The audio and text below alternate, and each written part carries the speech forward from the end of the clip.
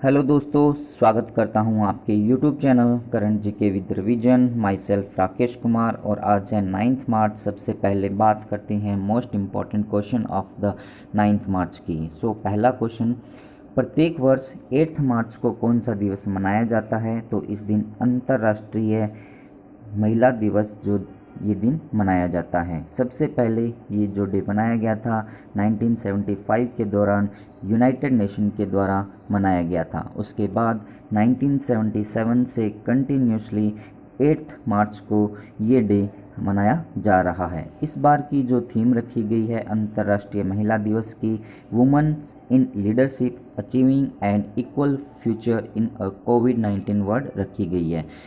ये वाला जो क्वेश्चन है आपको आने वाले एग्ज़ाम में ज़रूर देखने को मिलेगा कि या तो 8 मार्च को कौन सा डे मनाया जाता है और दूसरी उसकी जो थीम है ये अच्छी तरह से आप रिमेंबर कर लीजिए। फिर बात करते हैं जो बाकी के ऑप्शंस हैं उनकी। जैसे नेशनल वुमेंस डे की बात करते हैं तो ये 13 फेब को मनाया जाता है और इंडिया के अंदर ये मनाया जाता है। और जो सरोजनी नायडू थी, भारत की पहली राज्यपाल जो कि उत्तर प्रदेश की बनी थी, उनकी बर्थ एनिवर्सरी के रूप में ये डे मनाया जाता है। फिर बात करते हैं नेशनल सेफ्टी डे।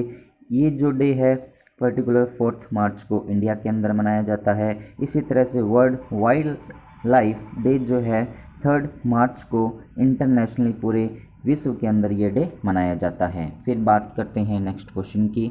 संयुक्त राष्ट्र के सहायक महासचिव के रूप में किसे नियुक्त किया गया? भारतीय मूल की लिगिया नोरन्हा को इसके लिए सिलेक्ट किया गया है। ये पर्टिकुलरली 30 ईयर से एज ए इकोनॉमिस्ट की तरह वर्क भी कर रही है। इनके साथ साथ इनको न्यूयॉर्क के अंदर जो यूनाइटेड नेशन एनवायरनमेंट प्रोग्राम है उसके मुख्यालय का अध्यक्ष भी वहाँ पर बनाया गया है। अब अपने यहाँ पर बात की है एक तो यूनाइटेड नेशन के बारे में, दूसरी अपनों ने बात की है यूएनईपी के बारे में। सबसे पहले अपने बात करते हैं यूनाइटेड नेशन के बारे में। इसकी जो स्थापना हुई थी 24 अक्टूबर 1945 को हुई थी और फिर इसके जो अध्यक्ष है वो एंटोनियो गुटेरेस नाम से है। फिर बात करते हैं इसका जो हेड क्वार्टर है वो न्यूयॉर्क के अंदर प्रेजेंट है। फिर अपने बात करते हैं यूएनईपी के बारे में। इसका फुल फॉर्म रहता है यूनाइटेड नेशन एनवायरनमेंट प्रोग्राम, जिसका जो हेड क्वार्टर है नैरोबी केन्या के अंदर प्रेजेंट है। और इसकी जो स्थापना हुई थी वो 1972 के दौरान हुई थी और इसके जो अध्यक्ष है वो एंगर एंडरसन बने हुए हैं। फिर बात करते हैं जो बाकी के ऑप्शंस हैं उनकी। जैसे नगोजी ओकोंजा इवेला की बात करते हैं जो कि नाइजीरियन अमेरिकन मूल की एक महिला है और इनको अभी हाल ही में WTO की पहले महिला डीजी चुना गया है। फिर बात करते हैं प्रीति सिन्हा की जो कि भारतीय मूल की है और इनको यूनाइटेड नेशन कैपिटल फंड का एग्जीक्यूटिव सेक्रेटरी को अभी सिलेक्ट किया गया। नजहत शमीम की बात करते हैं। ये फिजी कंट्री की रहने वाली है और United nation human right council जो है UNHCR उसकी जो महिला अध्यक्ष है इनको बनाया गया है। फिर बात करते हैं नेक्स्ट क्वेश्चन के बारे में। बांग्लादेश के पहले ट्रांसजेंडर न्यूज़ रीडर के रूप में किसे नियुक्त किया गया है? तंशुआ अनान शिशिर को इसके लिए सेलेक्ट किया गया है। ये बांग्लादेश की पहली जो है ट्रांसजेंडर व्यक्ति बनी है जो कि एज ए न्यूज़ रीडर की तरह काम करेगी। वहाँ का एक प्राइवेट न्यूज़ चैनल है बोसाखिया टीवी, उसी के अंदर ये एज ए न्यूज़ रीडर की तरह वर्क करने वाली है। ये जो है 2007 से एज ए मॉडलिंग और एज ए एक्टर का वर्क भी वहाँ पर कर रही है। फिर बात करते हैं जो बाकी के ऑप्शंस हैं उनकी। जैसे ज्योतिया मोंडेला की बात करते हैं तो ये भारत की पहली महिला जज बनी थी एज ए ट्रांसजेंडर के रूप में। आयशा मोगुल की बात करते हैं तो पाकिस्तान की ओर से यूनाइटेड नेशन के अंदर ये सिलेक्ट की गई है।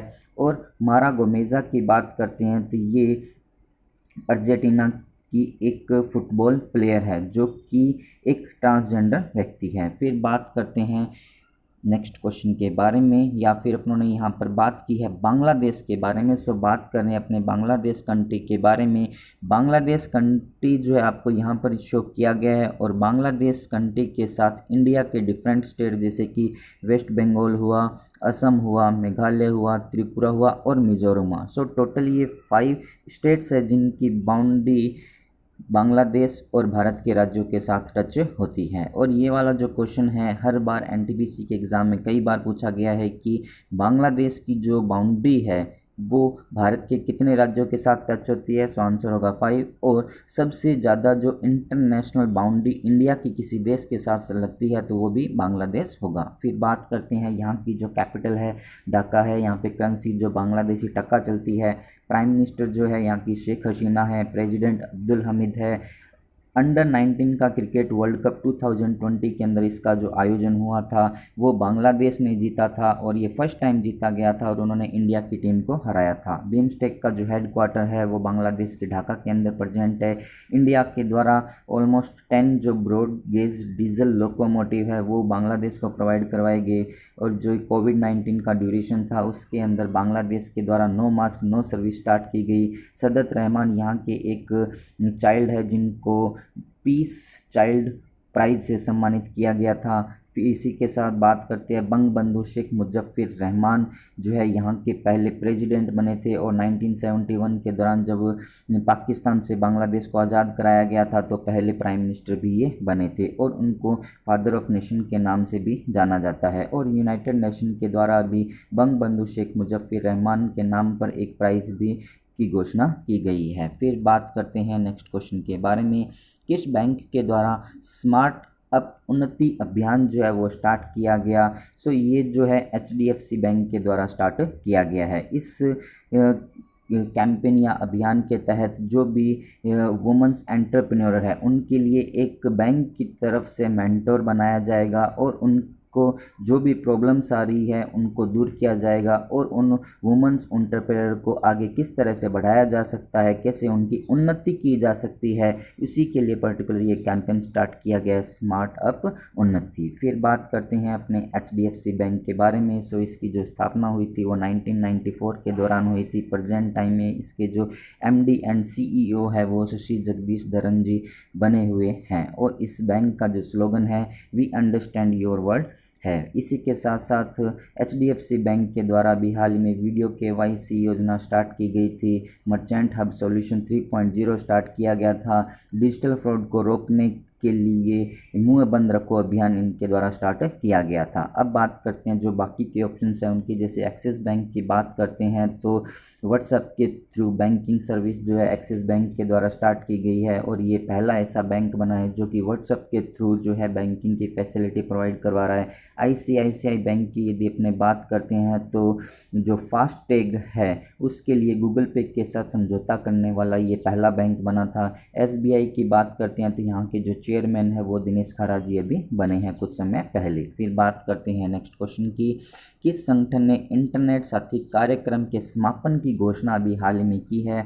सो गूगल के द्वारा एक प्रोग्राम स्टार्ट किया गया था इंटरनेट साथी प्रोग्राम जो कि 2015 के अंदर स्टार्ट किया गया था, जो कि गूगल, टाटा ट्रस्ट और इंटेल इन तीनों के संयुक्त तत्वाधान में ये आयोजित किया गया था। इस कार्यक्रम का मुख्य उद्देश्य ये था कि जो ग्रामीण जनता है, जो ग्रामीण महिलाएं हैं, उनको डिजिटल साक्षरता के बारे में बताना था। उनको डिजिटल साक्षरता कैसे होती है, किस तरह से डिजिटल साक्षरता पे आप काम करते हो, डिजिटल साक्षरता क्या होती है, इन सब के बारे में उनको इन्फॉर्म करवाया जा रहा था। सो ये एक प्रोग्राम स्टार्ट किया गया था 2015 के अंदर। अब उसके समापन की घोषणा गूगल के जो सीईओ है सुंदर पिचाई जी उनके द्वारा कर दी गई है। फिर बात करते हैं जो बाकी के ऑप्शंस हैं उनकी। जैसे कि एप्पल के सीईओ जो है स्टीव जॉब्स हैं और अमेजन के अभी प्रेजेंट टाइम के अंदर सीईओ कौन बने हुए हैं उनका नाम आप लोग मुझे कमेंट्स के अंदर बताएंगे। और जो भी पर्सन मुझे इसका आंसर कमेंट्स में बताएगा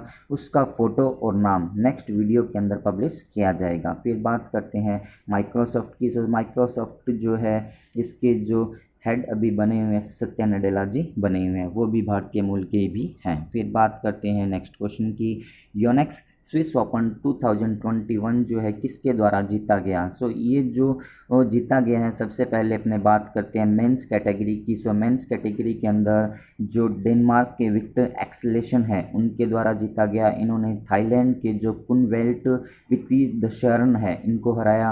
और यदि अपने बात करते हैं महिला कैटेगरी की, सो कैरोलिना मारिना जो कि स्पेन की है, उन्होंने ये अवार्ड जीता है और उन्होंने इंडिया की पीवी संधू को हराया है। इंडिया की जो पीवी संधू है इसमें सेकंड पोजीशन पे रही है। फिर ये जो बैडमिंटन का जो आयोजन किया गया टूर्नामेंट का, वो बैडमिंटन वर्ल्ड फेडरेशन के तत्वाधान में किया गया, उनके अंडर में किया गया। अब अपने बात करते हैं बैडमिंटन वर्ल्ड फेडरेशन की। जो इसकी स्थापना हुई थी वो 1934 के अंदर हुई थी। इसका हेडक्वार्टर जो प्रेजेंट टाइम में कुआलालंपुर मलेशिया के अंदर प्रेजेंट है, और इसके जो प्रेसिडेंट अभी बने हुए हैं पॉल एरिक होयर लार्सन बने हुए हैं। फिर बात करते हैं नेक्स्ट क्वेश्चन की, किस देश ने एंथोनी डी मेला ट्रॉफी को भी हाल ही में जीता है। सो इंडिया के द्वारा पर्टिकुलर ये ट्रॉफी जीती गई है। ये एक सीरीज़ है जो कि इंडिया और इंग्लैंड के बीच में होती है, जिसको अभी इंडिया के द्वारा 3-1 की से जीती है, और इसी के साथ साथ उन्होंने जो टेस्ट चैंपियनशिप है उसके फाइनल के अंदर भी enter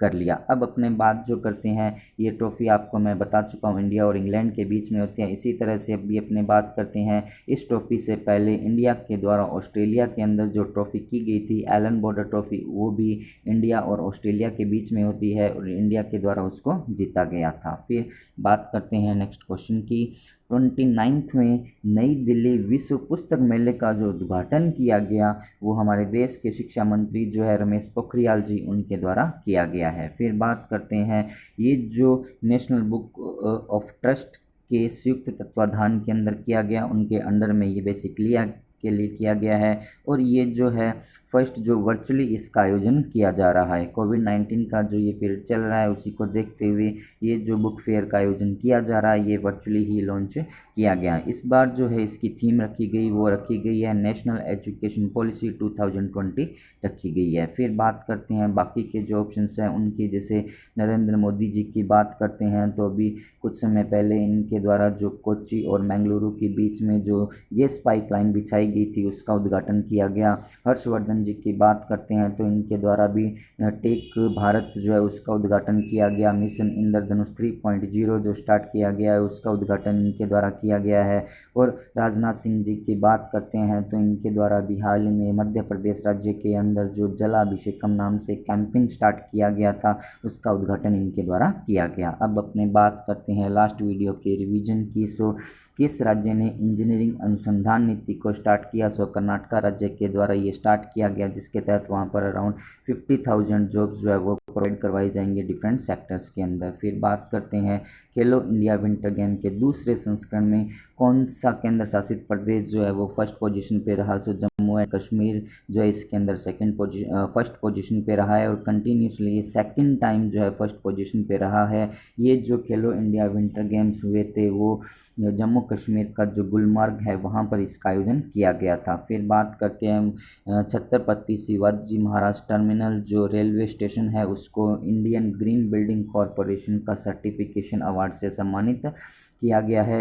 ease of living index 2020 के अंदर 10 लाख से ऊपर की जनसंख्या के अंदर जो बेंगलुरु सिटी है उसको फर्स्ट पोजीशन पे रखा गया, और 10 लाख से कम की जो पॉपुलेशन जनसंख्या वाला जो शहर है उसके अंदर शिमला को रखा गया है। फिर बात करते हैं quality service QS world university ranking में कौन सा विश्वविद्यालय जो है सर्च पे रहा। सो यूएसए का जो MIT है वो इसके अंदर टॉप पे रहा है। और इंडिया की यदि अपने बात करते हैं तो IIT बॉम्बे जो है इसके अंदर टॉप पे रहा, जो कि 1000 जो इंस्टीट्यूट है उनकी लिस्ट के अंदर 172 रैंक पे रहा है। फिर बात करते हैं भारतीय सेना के द्वारा किस रेडियो स्टेशन का शुभारंभ किया गया। सो रेडियो चिनार 90.4 हर दिल की धड़कन जो रेडियो स्टेशन है वो भारतीय सेना के द्वारा जम्मू कश्मीर का जो सोपेरो जगह है वहाँ पर इसका उद्घाटन किया गया है, और जो इसका संचालन किया जाएगा वहाँ के जो लोकल रेडियो जॉकी है उनके द्वारा किया जाएगा। फिर बात करते हैं कौन सा देश दुनिया का पहला